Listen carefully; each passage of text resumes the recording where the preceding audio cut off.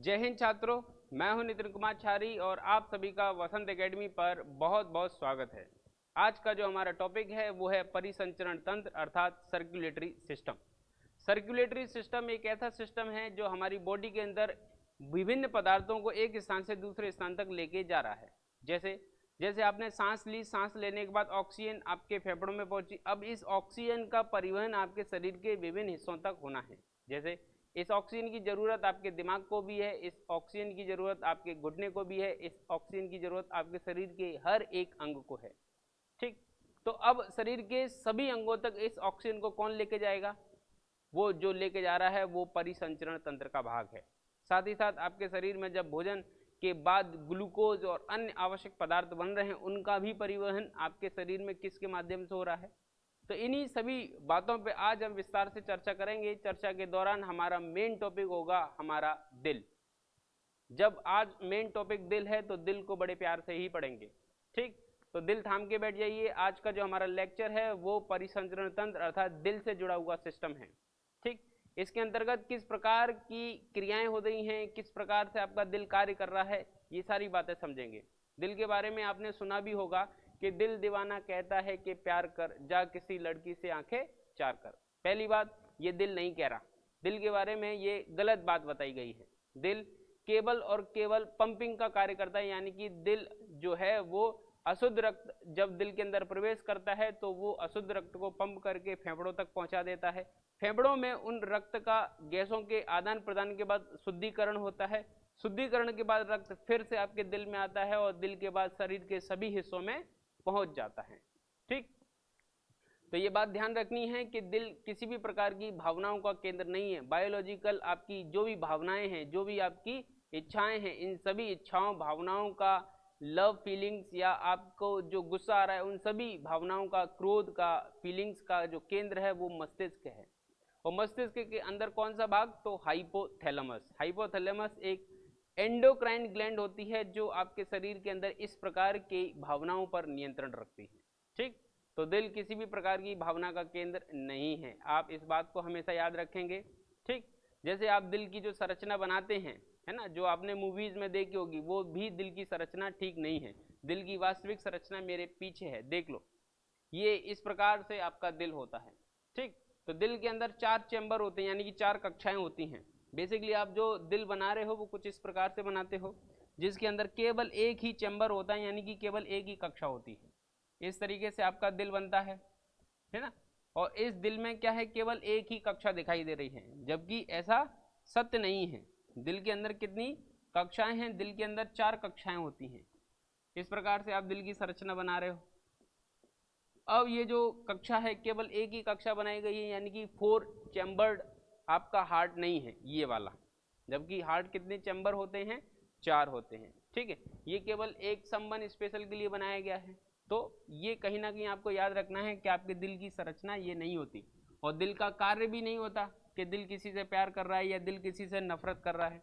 आमतौर पर ये भी सुना होगा ना, लोग ऐसा कहते हैं कि अरे वो तो बड़े दिल वाले हैं, पत्थर दिल बेसनम, ऐसा करके कुछ होते हैं ना। वो कहीं ना कहीं केवल हमारे विचारों का केंद्र मस्तिष्क के द्वारा बनाई गई बातें हैं। दिल का इनसे किसी प्रकार का कोई संबंध नहीं है। बायोलॉजिकली दिल क्या काम कर रहा है, थोड़ी देर बाद हम स्टार्ट कर देंगे। थोड़ी देर क्या, स्टार्ट ही किए देते हैं। ठीक, तो स्टार्ट करें आज का अपना लेक्चर स्टार्ट करने के पहले अगर कोई विद्यार्थी चैनल पे नया है तो उससे अनुरोध है कि वो सबसे पहले क्या करेगा? चैनल को सब्सक्राइब करेगा, जिससे वो इस प्रकार के वीडियोस लगातार प्राप्त कर पाए और इन वीडियोस के माध्यम से वो अपने अध्ययन में और अच्छे अच्छे फैक्ट जोड़कर अपने सकारात्मक परिणाम को सुनिश्चित कर पाए। ठीक, तो उसके लिए आपको वीडियो लाइक, शेयर और सब्सक्राइब भी कर देना है, अगर वीडियो अच्छा लगे तो। नहीं तो सब्सक्राइब तो कर ही देना। ठीक, चलिए अब हम पढ़ना स्टार्ट करते हैं मानव हृदय को। या सबसे पहले हम परिसंचरण तंत्र के बारे में थोड़ा समझ लेते हैं कि परिसंचरण तंत्र यानी कि सर्कुलेटरी सिस्टम क्या है।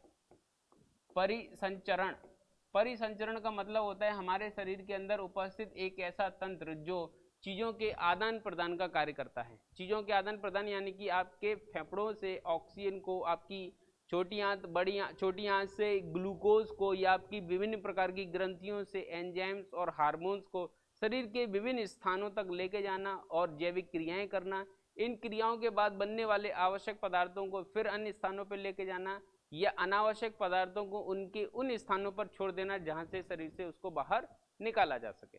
ठीक, तो कुल मिला के आपके शरीर के अंदर आवश्यक और अनावश्यक पदार्थों के परिवहन का एक जो तंत्र है उसे हम कह रहे हैं परिसंचरण तंत्र।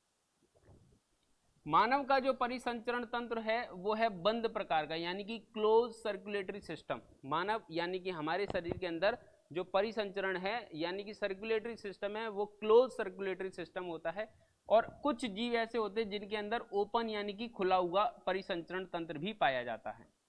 खुला परिसंचरण तंत्र यानी कि उनके शरीर के अंदर रक्त वाहिनियां नहीं होती, ब्लड वेसल्स यानी कि नसें नहीं होती, ब्लड ओपनली फ्लो हो रहा है और आवश्यक पदार्थों का एक दूसरे से जो संपर्क है वो ओपनली बना रहता है। ठीक, तो मानव शरीर में इस प्रकार का परिसंचरण तंत्र नहीं होता।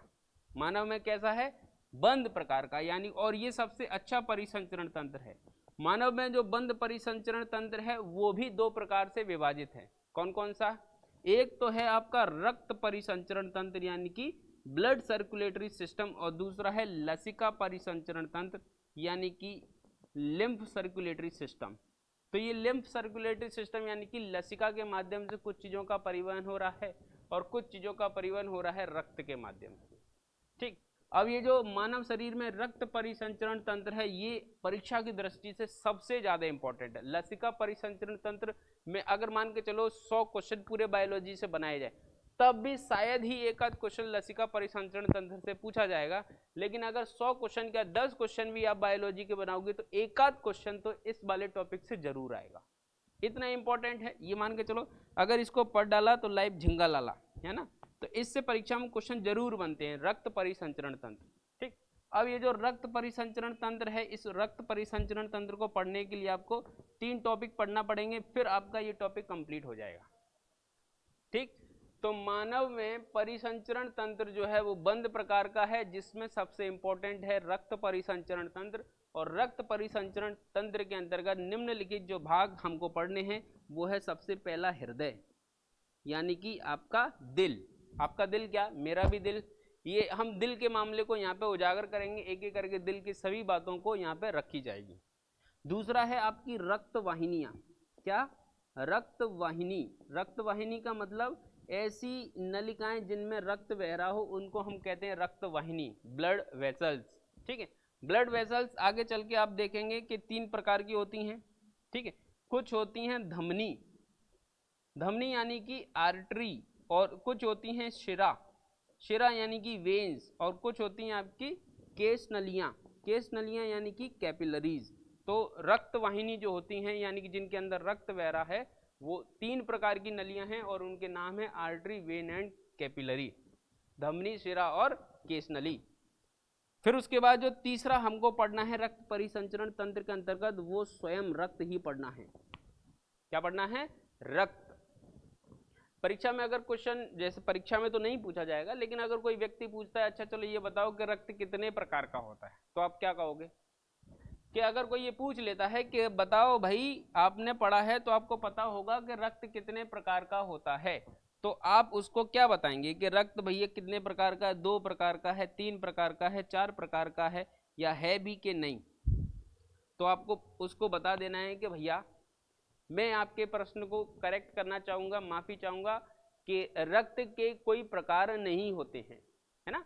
रक्त बेसिकली 2 घटकों से मिलके बना है, जिसमें से प्रमुख घटक जो है वो सबसे ज़्यादा मात्रा में जो पाया जा रहा है वो है प्लाज्मा, और दूसरा जो घटक है वो है रक्त के अंदर पाए जाने वाले छोटे छोटे कण के समान संरचना, जिसे हम कहते हैं रक्त कणिकाएं, ब्लड कार्पल्स। तो रक्त के प्रकार नहीं है, रक्त 2 घटकों से मिलकर बनता है, या रक्त के 2 भाग कह सकते हैं। रक्त के कितने भाग हैं? 2 भाग हैं, है ना। पहला भाग क्या है? पहला भाग है आपका प्लाज्मा। ठीक है, तो पहला भाग है आपका प्लाज्मा जो कि आपके रक्त में पाया जा रहा है, और दूसरा जो भाग है आपका वो है कणिकाएं, कणिकाएं यानी कि कार्पल्स। ये रक्त के अंदर पाए जाने वाले 2 भाग हैं, ना कि प्रकार, है ना। याद रखना कि रक्त किसी भी प्रकार में नहीं बटा, रक्त को प्रकार से नहीं पूछा जाएगा, रक्त के घटक पूछे जाएंगे, रक्त के कंपोनेंट्स पूछे जाएंगे, रक्त के पार्ट पूछे जाएंगे, है ना।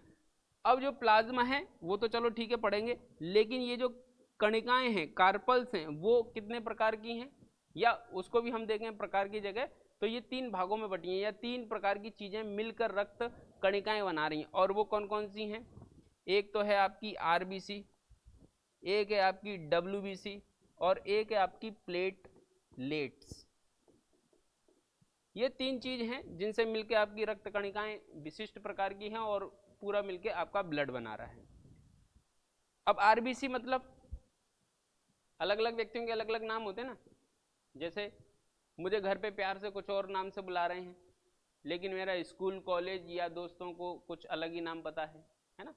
आपका भी एक निकनेम होगा और एक आपका स्कूल में भी नाम लिखा होगा, यानी ज़्यादातर जो बच्चे होते हैं उनके 2 नाम हो जाते हैं। प्यार से बुला रहे गुड्डू गुड्डू गुड्डू, लेकिन उसका नाम गुड्डू थोड़ी ना है, हो सकता है उसका नाम पुष्पेंद्र हो, है ना। पंकज, पंकज उसका स्कूल में या ऑफिशियल नाम पंकज है, लेकिन प्यार से पिंटू बुला रहे हो। अक्सर पंकज नाम के लोगों का निकनेम क्या होता है? पिंटू होता है ना। मेरे ही 2-3 दोस्त हैं पंकज नाम के जिनका नाम पिंटू है।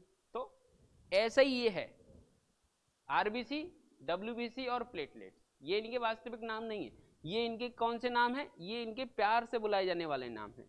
आरबीसी का जो वास्तविक नाम है वो है इरीथ्रोसाइट्स। क्या है?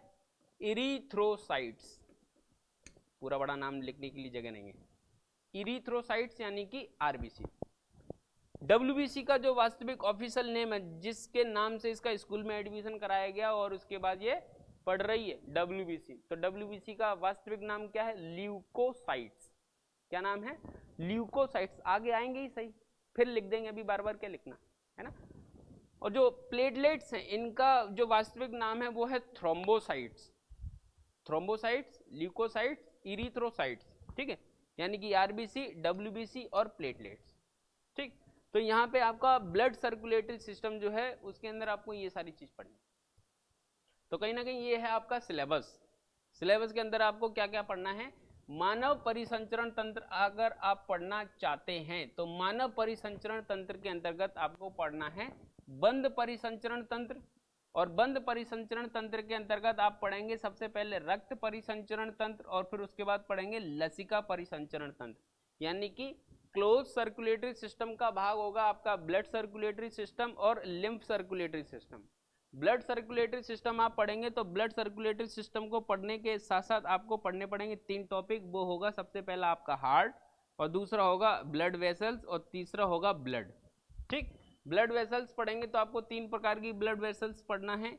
एक है आपकी आर्टरीज और वेन्स एंड कैपिलरीज, 3। ठीक, फिर उसके बाद आप इधर आ जाते हैं तो आपको पता चलता है कि जब आप ब्लड पढ़ रहे हैं तो ब्लड के आपको क्या पढ़ने हैं? कंपोनेंट्स पढ़ने हैं। ब्लड के क्या पढ़ने हैं? कंपोनेंट, यानी कि भाग जिनसे मिलकर ब्लड बन रहा है। तो सबसे पहले आप पढ़ेंगे प्लाज्मा, फिर आप पढ़ेंगे ब्लड कार्पल्स यानी कि रक्त कणिकाएं। ये रक्त के अंदर पाए जाने वाला ठोस भाग है और ये रक्त के अंदर पाए जाने वाला तरल पदार्थ है। ठीक है, जिसकी मात्रा लगभग 55% से 60% होती है और यहाँ पे लगभग 40 से 45% होती है ना। अब जो ब्लड कार्पल्स हैं वो 3 प्रकार की हैं। एक तो है आपकी आरबीसी, डब्ल्यूबीसी और प्लेटलेट्स, यानी कि ये 3 अलग अलग भागों में बटी हैं। ठीक, फिर उसके बाद ये तो हुए रक्त के भाग। फिर यहाँ पे आपको एक चीज और पढ़नी है, वो है रक्त समूह। रक्त समूह, रक्त समूह अर्थात ब्लड ग्रुप। ब्लड ग्रुप यानी कि आपको पता होगा आपका ब्लड ग्रुप क्या है। जैसे मेरा ब्लड ग्रुप है बी पॉजिटिव, किसी का ए पॉजिटिव, किसी का ओ पॉजिटिव, किसी का ए बी पॉजिटिव, किसी का यही सारे ब्लड लेकिन नेगेटिव में, है ना। तो इस तरीके से यहाँ आपका पूरा टॉपिक कंप्लीट होगा। ठीक, तो शुरुआत होगी आपकी हृदय से। तो आज का पूरा जो लेक्चर है वो उसका पूरा दारोमदार जो है वो टिका हुआ आपके दिल पर, है ना। दिल की संरचना बनाते हैं, तो दिल की संरचना बनाने के साथ साथ आप थोड़ा प्रयास करो अपनी कॉपी पे भी इस स्ट्रक्चर को बना लें। ठीक है, ये स्ट्रक्चर जो है वो दिल की संरचना का है, यानी कि लगभग इस प्रकार की संरचना आपके दिल की होती है।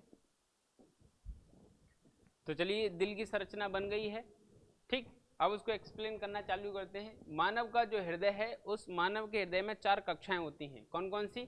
ऊपर वाली जो 2 कक्षाएं, उनको एक को कहा जा रहा है दायां आलिंद और दूसरे को कहा जा रहा है बायां आलिंद। यानी कि ऊपर वाली जो 2 कक्षाएं हैं उनको क्या नाम दिया गया है? ऑरिकल अर्थात आलिंद। ठीक है, ऊपर वाले 2 हिस्से जो हैं वो आलिंद हैं। नीचे वाले जो दो हिस्से हैं, जैसे ये वाला हिस्सा और ये वाला, इन दोनों हिस्सों को हम क्या नाम दे रहे हैं? निलय। ये लेफ्ट साइड है इसलिए लेफ्ट वेंट्रिकल है यानी कि बायां निलय है, और ये दाईं साइड है इसलिए ये दायां निलय है यानी कि राइट वेंट्रिकल। ठीक है, तो ये हमारा दिल इस तरीके से, दिल का ये वाला हिस्सा राइट और ये वाला हिस्सा लेफ्ट, तो इस तरीके से हमने ये मान के चलो यहाँ पे रख दिया, अपना दिल निकाल के आपके लिए रख दिया है। अब इस दिल पे आपको क्या करना है? अध्ययन करना है, दिल पे छुरियां नहीं चलानी है। ठीक, तो आपके दिल में 4 कक्षाएं हैं, 2 ऊपर वाली कक्षाओं को हम आलिंद नाम दे रहे हैं और 2 नीचे वाली कक्षाओं को क्या नाम दे रहे हैं? निलय। और ये हम क्यों दे रहे हैं? क्योंकि हमको यही बताया गया है, ठीक, वैज्ञानिकों के द्वारा। और ये पूरा रक्त परिसंचरण तंत्र है, इसके बारे में जानकारी देने वाला विलियम हार्वे नामक वैज्ञानिक ने इस पूरे रक्त परिसंचरण तंत्र के बारे में जानकारी दी है। ठीक, अब ऊपर वाला ये जो हिस्सा है जिसको हम क्या नाम दे रहे हैं? SA नोड नाम दे रहे हैं, और ये जो गांठ जैसी संरचना नीचे दिखाई दे रही है उसको हम नाम दे रहे हैं AV नोड। ये क्या काम कर रहे हैं इन पे अभी चर्चा करते हैं। देखो, जब आपके शरीर के सभी भागों से अशुद्ध रक्त है वो सबसे पहले कहाँ आएगा? अग्र महाशिरा, यानी कि ये वाली जो महाशिरा है और पश्च महाशिरा, इन दोनों के माध्यम से अशुद्ध यानी कि ऐसा रक्त जिसके अंदर क्या घुला है? कार्बन डाइऑक्साइड घुला है, वो अशुद्ध रक्त क्या होगा?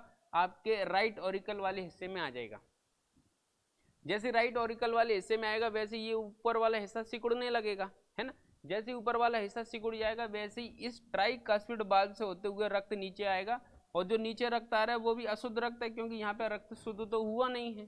ठीक है, अब ऊपर वाला हिस्सा सिकुड़ेगा तो ऊपर जो दिल के अंदर रक्त है वो नीचे आ जाएगा, और नीचे किस में आएगा? आपके दाएं निलय में। दाएं निलय से ये रक्त जो है वो सीधा निकल जाएगा कहाँ पे? इस पल्मोनरी धमनी के माध्यम से होते हुए वो पहुंचेगा आपके फेफड़ों में। कहाँ पहुंचेगा? पल्मोनरी धमनी के माध्यम से सीधा फेफड़ों में पहुंचेगा। फेफड़ों में होगा गैसों का आदान प्रदान। गैसों का आदान प्रदान यानी कि फेफड़ों के अंदर जितनी भी ऑक्सीजन है उसको ब्लड खींच लेगा, और ये कार्बन डाइऑक्साइड जो भी आपके रक्त में है उसको ब्लड के द्वारा वो क्या होगी? आपके वहाँ पे मौजूद होगी फेफड़ों में एल्वियोलाई, वो एल्वियोलाई इस कार्बन डाइऑक्साइड को खींच लेगा। गैसों का आदान प्रदान हुआ यानी कि कार्बन डाइऑक्साइड आपके ब्लड से बाहर निकल गई, और आपके कार्बन डाइऑक्साइड के जाने के बाद उसमें ऑक्सीजन आ गई।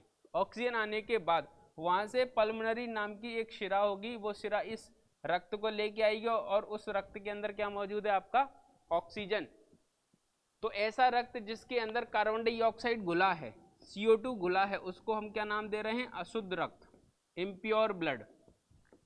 और ऐसा रक्त जिसके अंदर ऑक्सीजन घुला है उसको हम क्या नाम दे रहे हैं? शुद्ध रक्त यानी कि प्योर ब्लड। ठीक, तो जिसके अंदर ऑक्सीजन घुला है वो शुद्ध रक्त है, जिसके अंदर कार्बन डाइऑक्साइड घुला है वो अशुद्ध रक्त है, इम्प्योर ब्लड है। ठीक है, अब यहाँ पर दाएं निलय में जो रक्त था वो इम्प्योर था, जो जैसे नीचे वाला हिस्सा सिकुड़ जाएगा वैसे ये धमनी जो है वो सीधा लेके जाएगी फेफड़ों तक। फेफड़ों में गैसों का आदान प्रदान यानी कि एक्सचेंज ऑफ गैसेस होगा।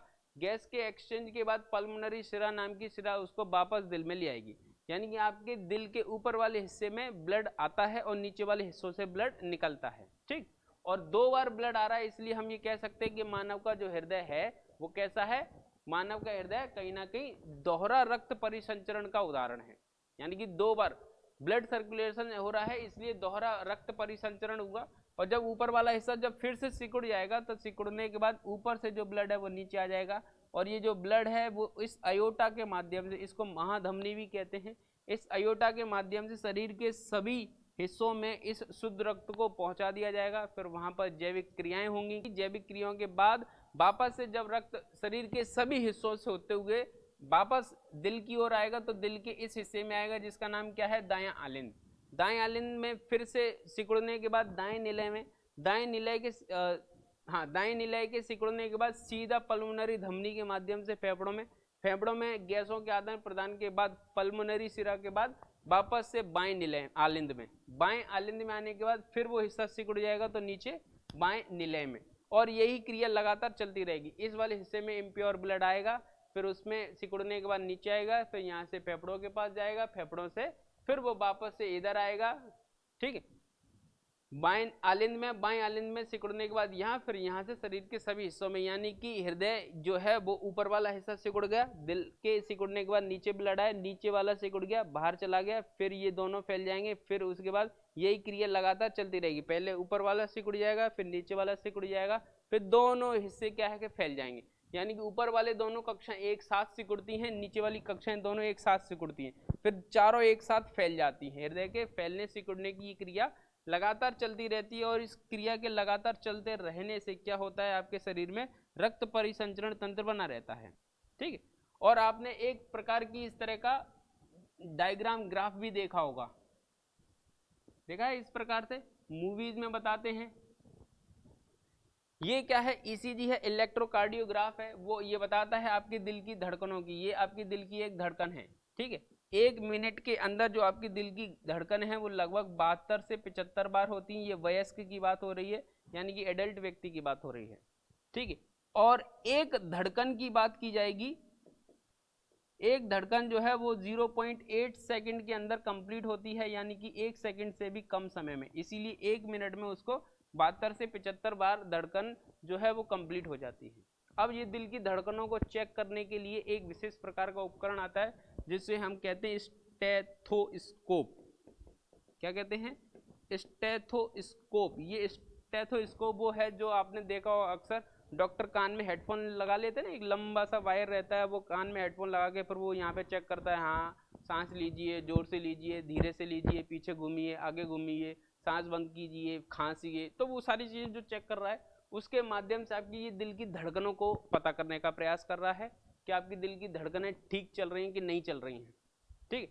फिर एक जगह आपने इस तरह से देखा होगा 120/80 mmHg, ये ब्लड प्रेशर को बता रहा है। किसको बता रहा है, बीपी को बता रहा है। ये आपका ब्लड प्रेशर है, और अगर 120/80 के बीच में आपका ब्लड प्रेशर आ रहा है तो कैसा है, नॉर्मल ब्लड प्रेशर है। अगर 120 से ऊपर बता रहा है या 80 के नीचे बता रहा है तो ऐसी स्थिति में 120 के ऊपर होने पे हाई बीपी, और 80 के नीचे होने पर क्या हो जाएगा, लो बीपी, है ना। और इस बीपी को जांचने के लिए हम क्या कर रहे हैं, स्फिग्नोमेनोमीटर का इस्तेमाल कर रहे हैं। क्या कर रहे हैं, स्फिग्नोमेनोमीटर। क्या, मैनोमीटर। स्फिग्नोमेनोमीटर का उपयोग किया जा रहा है, जिसके माध्यम से आप अपने बीपी को चेक कर रहे हैं, ठीक। और दिल की ये इस प्रकार की जो संरचना है उसको जांचने के लिए हम जो टेस्ट करवा रहे हैं वो है आपका ECG, इलेक्ट्रोकार्डियोग्राफ। ये क्या है, इलेक्ट्रोकार्डियोग्राफ, ठीक। और ये जिस मशीन से निकाला जाता है उसका नाम भी ECG है, लेकिन फुल फॉर्म बदल जाएगा इलेक्ट्रोकार्डियोग्राम। तो जिस मशीन से निकल रहा है वो इलेक्ट्रोकार्डियोग्राम है, और जिस प्रिंट को हम देख रहे हैं वो इलेक्ट्रोकार्डियोग्राफ है, ECG, जिसके माध्यम से हम दिल की धड़कनों के और दिल के बारे में जानकारी प्राप्त करते हैं कि दिल के किस हिस्से में कोई स्थिति है या नहीं, ठीक। आपने देखा होगा अक्सर दिल में क्या है कि हार्ट अटैक आते हैं। तो हार्ट अटैक का कारण क्या है, कई कारण हो सकते हैं वैसे, लेकिन हम एक कारण पे चर्चा करेंगे। जब आप खाना खाते हैं, खाने के अंदर अगर आप जंक फूड खाते हैं जिससे कोलेस्ट्रॉल ज़्यादा बढ़ता है आपके शरीर में, तो कोलेस्ट्रॉल के बढ़ने से आपका जो ब्लड है उसमें गंदगी भर जाती है एक तरीके से। आप ये सोचने का प्रयास करें, जैसे एक रूम है, रूम में धूल मिट्टी पड़ी हुई है, जब आप उसको धो रहे हैं तो गंदगी बाहर निकलेगी। जब गंदगी बाहर निकलेगी तो मान के चलो उस रूम में से बाहर निकलने के लिए एक ही कोई रास्ता है। जब वहां से पानी बाहर निकल रहा है तो धूल क्या करेगी, उस पूरे रास्ते को जाम कर देगी, तो प्रॉपर पानी नहीं निकल पाएगा। मोरी में से अक्सर पानी नहीं निकल पाता, धूल मिट्टी बाल आदि के जमा होने से, और वो सब क्या है, गंदगी। ऐसे ही ब्लड के अंदर जब कोलेस्ट्रॉल ज़्यादा बढ़ जाता है, यानी कि ये ब्लड के अंदर पाई जाने वाली एक विशेष प्रकार से अपन गंदगी बोल सकते हैं। जब ये गंदगी ज़्यादा बढ़ जाएगी, कोलेस्ट्रॉल ज़्यादा बढ़ जाएगा, तो आपके ब्लड क्या है कि कहीं ना कहीं वो जो फ्लो है वो धीमा हो जाएगा। अगर मान के चलो आपका जो ये कोलेस्ट्रॉल है वो अगर यहाँ भर गया तो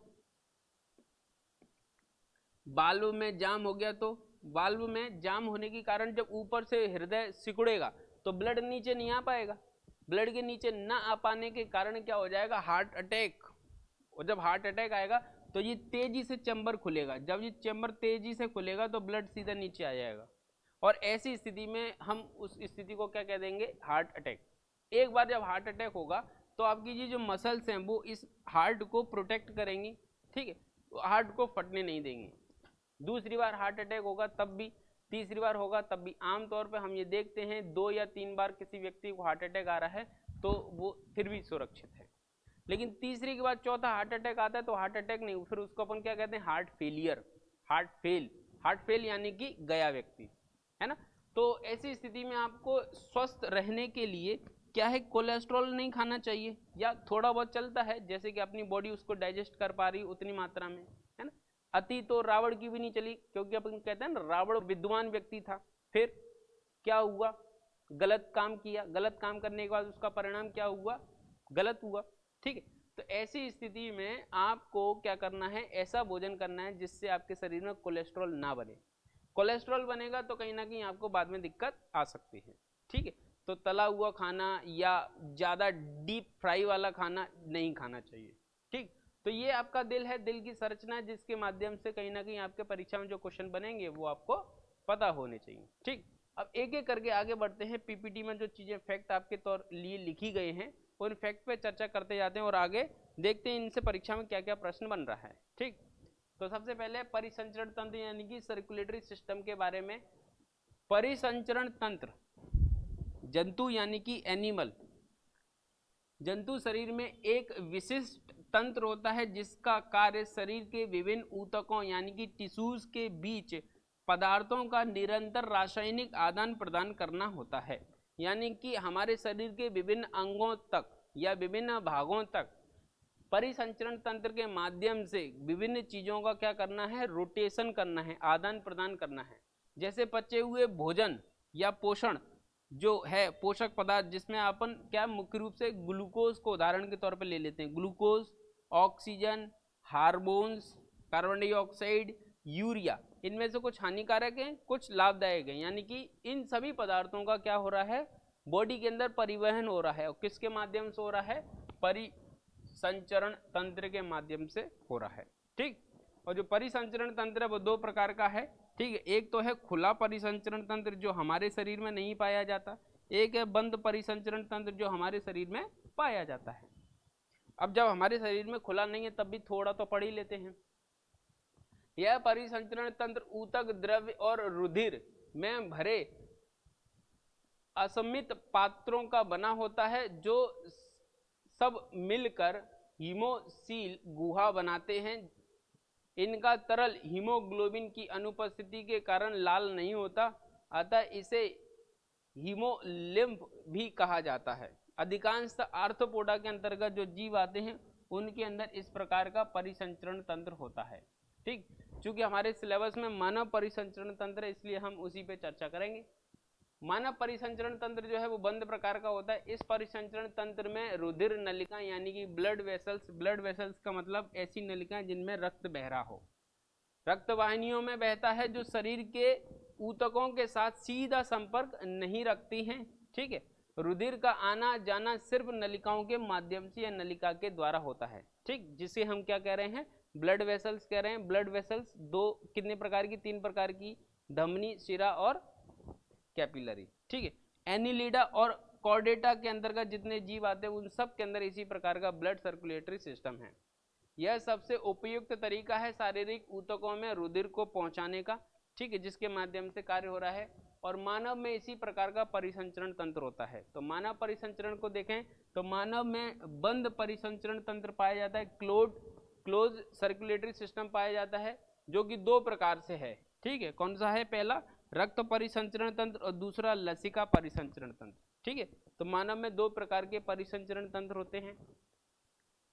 रुधिर परिसंचरण तंत्र अगर हम पढ़ें तो हमें पता होना चाहिए, इसे हृदय संचरणी तंत्र भी कहते हैं, यानी कि हृदय के माध्यम से ये क्या कर रहा है, चीजों का आदान प्रदान कर रहा है, इसलिए इसको हृदय परिसंचरण तंत्र भी कहते हैं। ब्लड सर्कुलेटरी सिस्टम को दूसरा नाम क्या दिया गया है, हृदय परिसंचरण तंत्र, क्योंकि हृदय रुधिर को नलिकाओं के माध्यम से पंप करने का कार्य करता है। ये मानव के शरीर का सबसे इंपॉर्टेंट भाग होता है। जिस दिन ये काम करना बंद कर देता है उस दिन खेल खत्म, ठीक। हृदय, रुधिर वाहिनियां और रक्त ये रक्त परिसंचरण तंत्र के मेन टॉपिक हैं जिसको हम पढ़ेंगे। आज हमने हृदय और रक्त वाहिनियां पढ़ा है, इसके बाद अगले लेक्चर में हम रक्त पढ़ेंगे। ठीक, हृदय परिसंचरण तंत्र जो है उसके बारे में जानकारी देखते हैं। मनुष्य का हृदय हाथ की मुट्ठी के आकार का एक शंकु आकार की संरचना होती है। जैसे आपने हाथ लिया, हाथ को मुट्ठी बांधा और इस प्रकार से थोड़ा किया, तो इस प्रकार की संरचना में आपका ये हृदय पाया जाता है ना। हाथ की मुट्ठी के आकार का शंकु यानी कि कॉनिकल शेप्ड होता है ना। और ये जो अंग है वो मुख्य रूप से पेशी यानी कि मसल्स का बना होता है, जो फेफड़ों के बीच में बाईं ओर स्थित होता है। कहते हैं ना कि दिल कहाँ है, बाईं ओर है ना। तो यहाँ बाईं ओर एकदम से नहीं होता, क्योंकि यहाँ तो आपका फेफड़ा है। दिल होता है इस साइड, थोड़ा लेफ्ट साइड की ओर झुका हुआ, दोनों फेफड़ों के बीच में। ठीक है, यह एक झिल्ली नुमा थैली से सुरक्षित होता है, जिसे हम क्या कहते हैं, हृदय आवरण यानी कि पेरिकार्डियल मेम्ब्रेन। तो हृदय जो है वो आपकी एक विशेष प्रकार की झिल्ली से घिरा होता है, जिस झिल्ली को हम क्या कहते हैं, पेरिकार्डियल मेम्ब्रेन कहते हैं। इस थैली में हृदय एक द्रव भरा रहता है जिसे पेरिकार्डियल फ्लूइड कहा जाता है, जो हृदय को सूखने से बचाता है, बाहरी धक्कों से सुरक्षा प्रदान करता है, यानी कि वो उसको प्रोटेक्ट करने का काम करता है।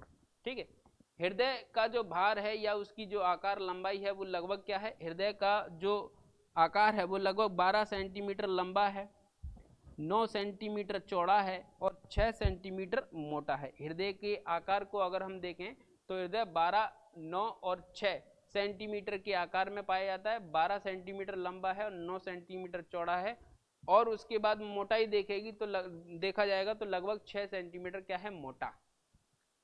ठीक है, मानव के हृदय में 4 कक्षाएं होती हैं, 4 चैम्बर होते हैं, ये हम पहले ही चर्चा कर चुके हैं। इससे क्वेश्चन बनेगा तो आपको ये फैक्ट याद कर लेना है, जो एक दूसरे से पटों द्वारा विभाजित होते हैं। यानी कि इस प्रकार से जब हमने ये संरचना बनाई थी तो यहाँ पे आपको दिख रहा होगा ये लाल रंग का, ये सेप्टम कहलाता है, जो एक आलिंद को दूसरे आलिंद से या एक निलय को दूसरे निलय से, यानी कि ऑरिकल को और वेंट्रिकल को आपस में क्या कर देता है, अलग कर देता है ना।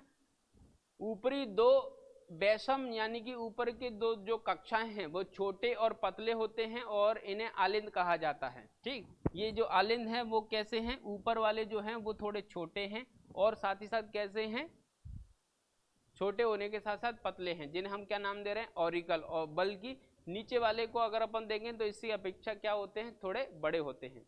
आलिंद 2 होते हैं, एक दायां आलिंद होता है, एक बायां आलिंद होता है। ठीक है, आलिंद की अपेक्षा 2 नीचे के हिस्से जो पाए जाते हैं उनको हम निलय कह देते हैं, है ना। इसके बाद निलय भी एक इधर वाला राइट, दूसरे वाला लेफ्ट। प्रत्येक आलिंद निलय के बीच में एक छिद्र होता है।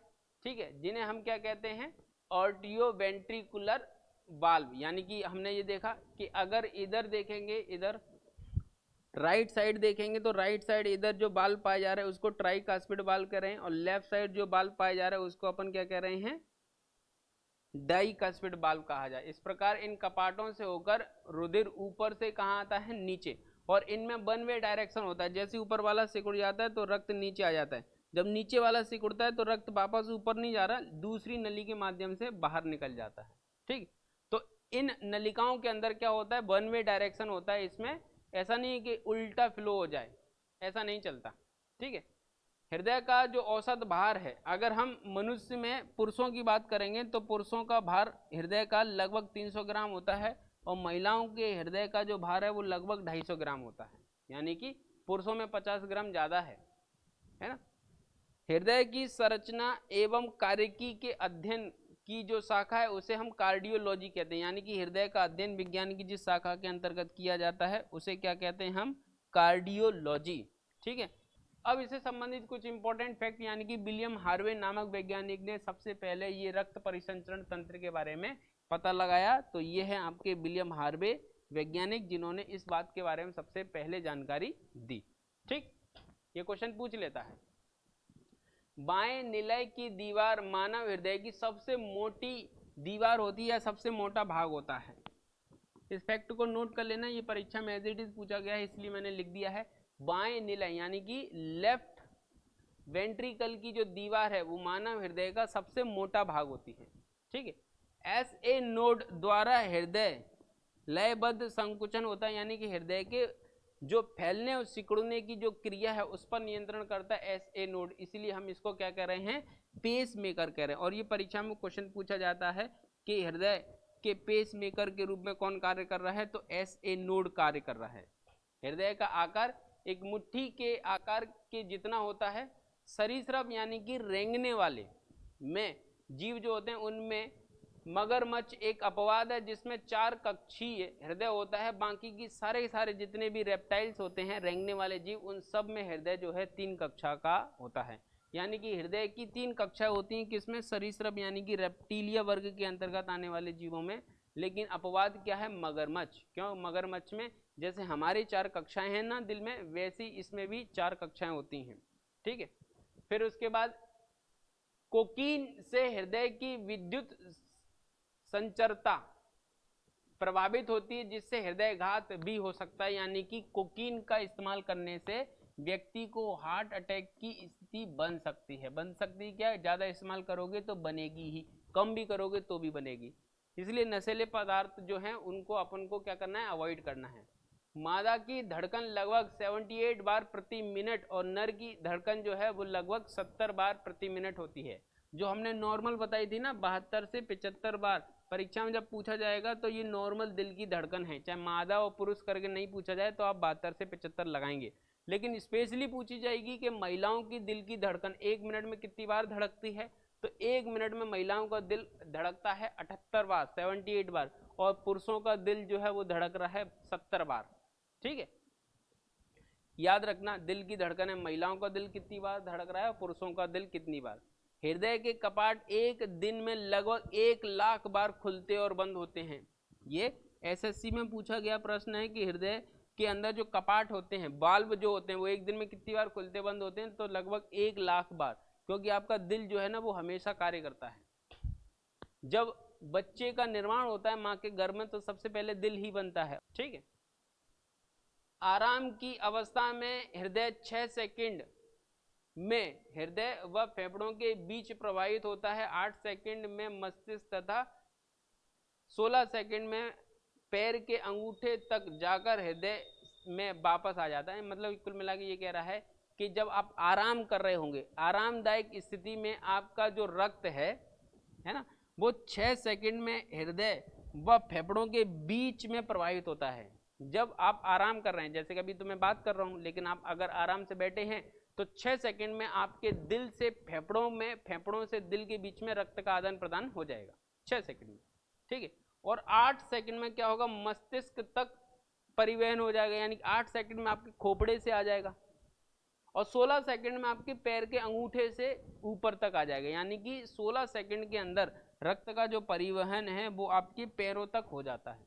ये आरामदायक स्थिति में। लेकिन आप रनिंग कर रहे हैं तो और तीव्र तरीके से परिवहन होगा, यानी कि जो 16 सेकंड लग रहा है ना पैर से वापस आने में, तो उससे भी कम समय में हो जाएगा। ठीक। हालांकि ये इतना इंपॉर्टेंट नहीं है, बट परीक्षा में पूछा जाए तो याद रखना।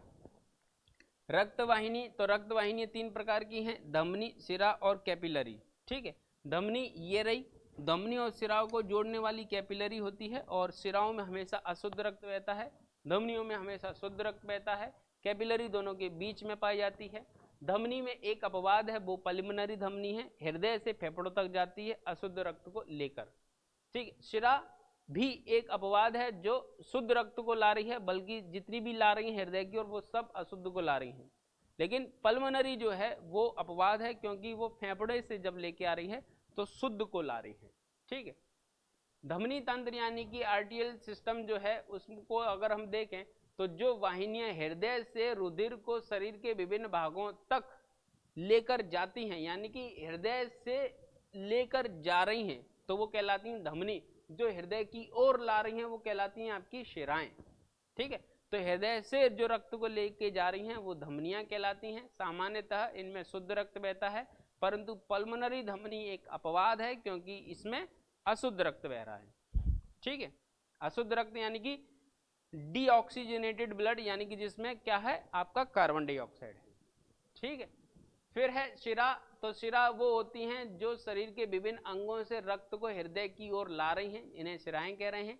शिराओं में हमेशा अशुद्ध रक्त बहता है। जैसे आपकी जो नसें हैं जिसमें आपको ऊपर से हरा हरा दिखाई दे रहा है, वो एक्चुअल में नीले रंग की होती हैं, और ये जो शिराएं हैं उनमें अशुद्ध रक्त बहता है। लेकिन पल्मोनरी शिरा जो है वो एक अपवाद है, क्योंकि वो फेफड़ों से जब रक्त को ला रही है हृदय की ओर तो उसमें शुद्ध आ रहा है।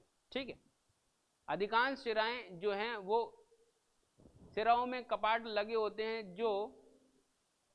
जो रुधिर को हृदय की ओर लाने में, परंतु वापस को लेके जाने में नहीं, मतलब वन वे सिस्टम होता है इनमें भी। ठीक है, केस नल के ये धमनी और शिरा के बीच में रुधिर को एक स्थान से दूसरे स्थान तक लेके जाती हैं, और ये बहुत छोटी छोटी नलियां होती हैं जो शरीर के ऊतकों के अंदर होती हैं, यानी कि आपके अंगों के बीच में रक्त जो है वो ट्रांसफर हो रहा है। इनकी पतली दीवारों से अपशिष्ट पोषक पदार्थ जैसे कार्बन डाइऑक्साइड वगैरह वगैरह और भी चीज और कुछ आवश्यक पदार्थ जैसे कि ऑक्सीजन आदि का विनिमय हो जाता है, यानी कि वो डिस्ट्रीब्यूट कर देते हैं। डिस्ट्रीब्यूट सिस्टम होता है, और ये डिस्ट्रीब्यूशन सिस्टम यहीं पे खत्म हो जाता है। ठीक है, पीडीएस सिस्टम जो है आपका वो यहाँ पे पब्लिक डिस्ट्रीब्यूशन सिस्टम खत्म। कुल मिला के आपके रक्त परिसंचरण तंत्र के अंतर्गत हमने हृदय और हृदय के साथ साथ रक्त वाहिनियां पढ़ ली हैं। अब बचा है आपका रक्त जो है वो अगले लेक्चर में होगा। तो अगर वीडियो पसंद आया हो, आपके डाउट सॉल्व हो गए हो, आपको हृदय से संबंधित जानकारी अच्छी लगी हो, परीक्षा के ओरिएंटेड लगी हो, तो लेक्चर को लाइक और दूसरों को शेयर भी कर दें। ठीक, और अभी तक किसी ने यदि चैनल को सब्सक्राइब नहीं किया है तो अब चैनल को सब्सक्राइब किया जा सकता है, क्योंकि पढ़कर अगर अच्छा लगा हो तो इसी प्रकार के और भी वीडियोस प्राप्त करने के लिए चैनल को सब्सक्राइब भी करके बेल आइकन को टिक कर दें। ठीक, मुलाकात अगले लेक्चर में होगी बहुत जल्द, तब तक के लिए जय हिंद।